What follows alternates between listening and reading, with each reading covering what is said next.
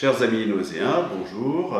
C'est à nouveau le plaisir de vous retrouver pour ce rendez-vous que nous souhaitons désormais régulier pour faire le point sur des sujets d'actualité noéséenne qui vous concernent, qui vous touchent au quotidien.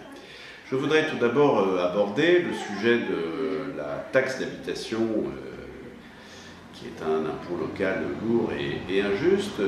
En 2016, cette taxe d'habitation a été augmentée d'environ 30% par vote du conseil municipal, et cette augmentation a été votée dans des conditions irrégulières, parce que le maire avait dans un premier temps cru pouvoir décider cela tout seul sans en référer à personne, et après, sur observation de la préfecture, il l'a fait voter trop tard par le conseil municipal. Donc, m'apercevant de cette incurie nouvelle, cette défaillance, j'ai saisi le tribunal administratif qui vient d'annuler la délibération. C'est ainsi que maintenant, nous allons pouvoir récupérer pour chaque foyer noéséen environ 300 € en faisant une réclamation par une simple lettre au centre des impôts de la rue Saint-Denis. Sur mon blog agirpourtousleSnoiséens.fr, j'ai donné la marche à suivre ainsi que tous les documents. Donc chaque famille noéséenne pourra ainsi récupérer cette portion de taxe d'habitation qui a été décidée dans des conditions illégales par M. Rivoire. Toujours un sujet qui préoccupe un grand nombre d'entre vous et qui m'en font part, c'est le sujet de la prolifération des constructions immobilières anarchiques dans notre ville et notamment dans le centre-ville, puisque le maire laisse libre cours à la spéculation immobilière en donnant les clés de tous les terrains disponibles à tous les promoteurs qui se présentent.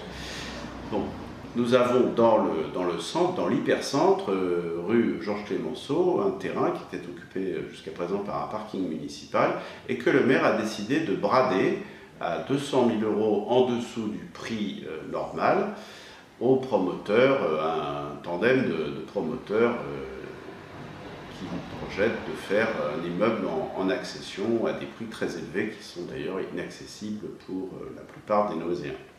M'apercevant de cette faveur irrégulière accordée à un promoteur, j'ai saisi le tribunal administratif afin que cette vente soit annulée, ce qui, je pense, retardera fortement le projet et peut-être incitera les promoteurs à y renoncer.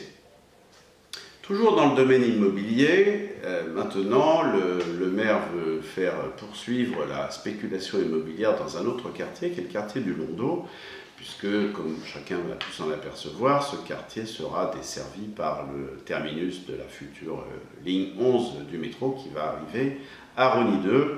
Les travaux sont en cours.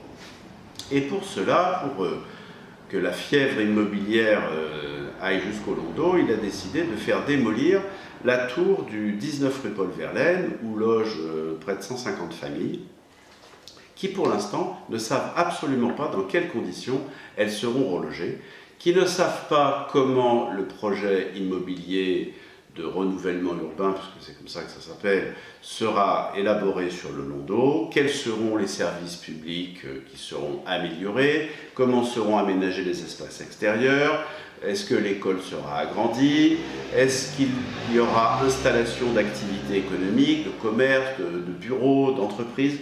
Tout cela, nous n'en savons rien, c'est le brouillard total. Et lors de la dernière réunion qui a eu lieu dans le quartier mercredi dernier, le maire a été incapable de fournir des réponses précises aux Noéséens qui les attendaient. Donc j'ai déjà décidé de saisir le préfet et le président de l'établissement public territorial Est Ensemble, qui sont en charge de cette opération, du contrôle de cette opération de renouvellement urbain, afin qu'ils interviennent auprès du maire et de Noisy-le-Sec Habitat, qui est également présidé par le maire, afin que cette opération suive le cours normal, c'est-à-dire qu'on reprenne tout depuis le début, avec une réelle concertation, une présentation du projet, l'installation d'une maison du projet, un conseil de concertation avec l'ensemble des riverains, tout ce qui devrait être fait normalement dans une ville correctement gérée. Encore un sujet de préoccupation quotidienne, c'est les travaux à la poste principale rue Georges Clémenceau. Bien sûr, la Poste a décidé de faire des travaux de rénovation, ce qui est louable et ce qui sera appréciable. Mais ce qui l'est moins, c'est qu'aujourd'hui, nous n'avons plus qu'un seul bureau de poste pour toute la ville, pour une ville de 43 000 habitants, dans le petit bureau de poste annexe de Stephenson, ce qui oblige tous les Noiséens à faire un déplacement considérable, à avoir des demi-heures entières de queue sur le trottoir en plein soleil. Le maire ne s'est absolument pas préoccupé des conditions de fonctionnement de la Poste pendant le mois et demi, voire les 2 mois que vont durer les travaux. Il aurait notamment dû exiger que la Poste installe un bureau provisoire dans un bâtiment modulaire, par exemple sur le parking de l'avenue Georges Clemenceau, qui est totalement inutilisé aujourd'hui. On aurait pu mettre ce bureau de poste provisoire qui aurait rendu service aux Noiséens du centre-ville et du Petit Noisy, qui sont obligés de faire des déplacements considérables. Je pense notamment aux personnes âgées ou aux personnes qui ont des enfants, aux personnes qui ont des difficultés à se déplacer. Dans le centre-ville également, comme chacun a pu l'observer, nous allons avoir un nouveau conservatoire municipal, qui va même être maintenant un conservatoire de la communauté d'agglomération. Et l'ancien conservatoire sera fermé, c'est une belle bâtisse des années 50 avec un square, hélas, à l'état d'abandon, puisqu'il n'est pas entretenu, comme la plupart des squares nauséens. Et nous avons interpellé le maire pour savoir quels étaient ses projets sur ce bâtiment. Aucune réponse, comme d'habitude. Ce sont des réponses pourtant qui sont attendues par les Noiséens. Nous aurions par exemple besoin, dans le centre-ville, d'une maison de la jeunesse qui serait particulièrement bienvenue pour proposer des activités à l'ensemble des jeunes de notre ville et surtout du centre-ville qui sont totalement démunis et dont la mairie ne se préoccupe absolument pas.